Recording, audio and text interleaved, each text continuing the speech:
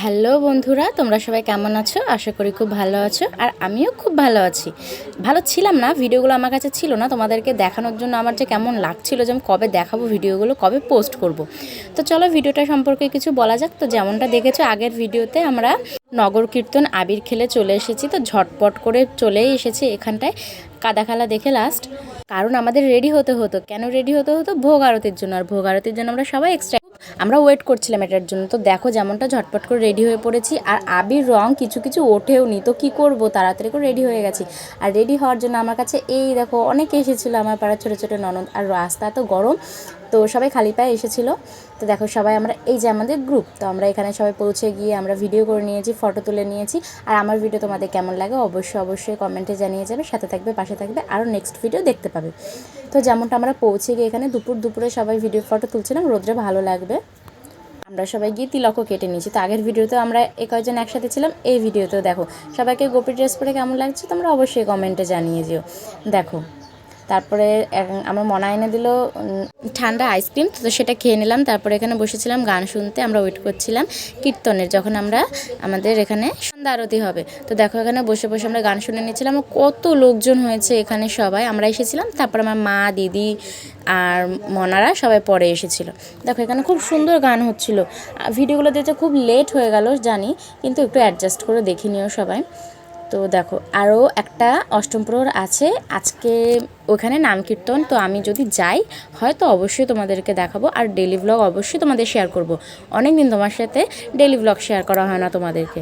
তো দেখো এখানে বসে বসে পাখার কাছে বসেছিলাম একটু হাওয়ার জন্য, তারপরে নিয়ে আসলো চিপস। তো তখন বসে বসে চিপস খেয়ে নিচ্ছিলাম।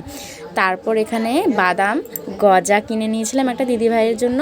তারপর আমরা সবাই মিলে খেয়ে নিলাম ঘুগনি। মোটামুটি ভালোই দোকান বসেছিল, সেটা তোমাদেরকে দেখিয়েছি। কিন্তু এই টানা অষ্টম প্রহরের অনুষ্ঠানে একটা দিনও কোনো কিছু খাওয়া হয়নি, খাবার মানে ব্যস্ত ছিলাম, এটা ছিলাম ওটা ছিলাম, তার জন্য খাওয়া হয়নি। তো দেখো, তো আইসক্রিমও খেয়ে নিলাম এখান থেকে। আর অনুষ্ঠান যেহেতু শেষ হয়ে যাবে, দেখো আর এক একদিন এক একটা লুক তোমাদের সাথে শেয়ার করেছি, কেমন লাগছে অবশ্যই জানাবে। তো এই যে আমার পুচকি একটা ননদ, আমরা সবাই এখানে চলে এসেছি। তারপর দেখো এখানে সন্ধ্যা আরতি শুরু হয়ে গেছে। আর সন্ধ্যা আরতির সময় যেহেতু ফোন কাছে ছিল না, তো তেমন ভিডিও করতে পারিনি, যেটুকু পেরেছি তো তোমাদের সাথে শেয়ার করেছি। আমার দিদিভাই সবাই আমরা একসাথেই ছিলাম, আমার ননদরা সবাই খুব মজা করেছি। বছরের একটা দিন, আর আবার সামনের বছর আসবে। তো দেখো ভোগ আরতির দিন বাড়িতে অনেক লোকজন এসেছিলো, তার জন্য আমি যেতে পারিনি। তারপরে আমাদের এখানে যে গোসাই যে আর কি সমস্ত কিছু পরিচালনা করেছিল, ঠাকুরের দেখাশোনা, সে এই যে পাখির সাথে নাচ করছিল, আমার ছোট্ট ননদ। তারপর যাদের মানসা ছিল বা কোনো ছিল, তো তারা এই যে বাতাসা নিয়েছিল ছড়ানোর জন্য। এখানে দেখো সবাই অনেক মজা করেছে। এখানে নাম কীর্তন তালে তালে হচ্ছিল, কে কোথায় কিচ্ছু হুঁশ নেই, শুধু সবাই এক নামে হরে কৃষ্ণ গোবিন্দ নাম করে যাচ্ছে। তারপর এখানে আমরা একটু ঘুরে নিচ্ছিলাম, আমি আর আমার একটা বোন। দেখো কেমন লাগছে তোমরা অবশ্যই জানাবে। তারপরে সবাই নাচ করছিল, তো ভালো একটু ভিডিও করে নিই। লাস্টের দিকে প্রায় অনেকক্ষণ চলেছে, 30-45 মিনিট হয়েছিল। তারপরে এই যে আরও দুটো বোন। তারপরে আমরা খাওয়া দাওয়ার দিকে চলে আসলাম, কারণ বাড়িতে অনেক লোকজন এসেছিলো, তাদেরকে সমস্ত কিছু দিয়ে টিয়ে তারা অনেকে চলে যাবে, অনেকে ছিল।